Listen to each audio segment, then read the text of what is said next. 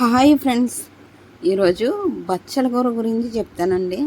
అసలు అందరూ కూడా తోటకూర, పాలకూర, చుక్కకూర ఈ ఆకుకూరలన్నీ తింటారు. కానీ కూరగాయల కన్నా ఆకుకూరల్లో మూడింతల ప్రోటీన్లు ఉంటాయండి. మీకు తెలుసో తెలీదు.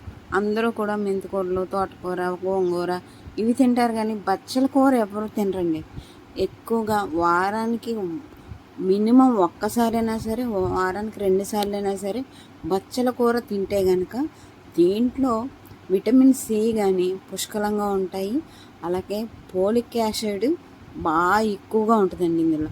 ఐరన్ ప్రాబ్లం ఉన్నవాళ్ళు, అలాగే ఆడవాళ్ళలో రక్తహీనత ఉన్నవాళ్ళు, ఆడవాళ్ళకి మంత్లీ బ్లడ్ పోతుంది కదండి, వాళ్ళు కనుక కంపల్సరీగా బచ్చల కూర తింటే కనుక బ్లడ్ పడుతుంది, ఐరన్ ప్రాబ్లం తగ్గుతుంది.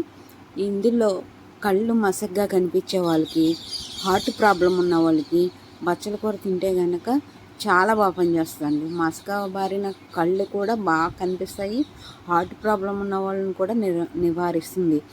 ఈ మోకాల నొప్పులు ఉన్న వాళ్ళకి కూడా బచ్చల కూర తింటే చాలా బాగా పనిచేస్తుంది.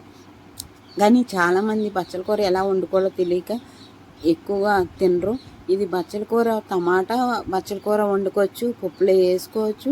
అలాగే కంద బచ్చల కూర చాలా బాగా వండుతారండి. కానీ ఈ బచ్చల కూర గురించి ఎవ్వరూ అంత పట్టించుకోరు. ఇందులో 2 రకాలు 3 రకాలు ఉంటాయండి. ఇది తీగ బచ్చల కూర మా దొడ్డిలో ఉంది ఆల్రెడీ, నేను వేసాను. ఇది తీగ బచ్చల కూర. ఇంకోటి మొక్క బచ్చల కూర ఉంటుంది. ఇది ఆకు చూసారా ఎలా ఉందో. ఇది కాళ్ళు కూడా వండుకోవచ్చండి. కాళ్ళు కూడా చాలా మంచిది, మన శరీరానికి పుష్కలంగా పోషకాలను ఇస్తుంది.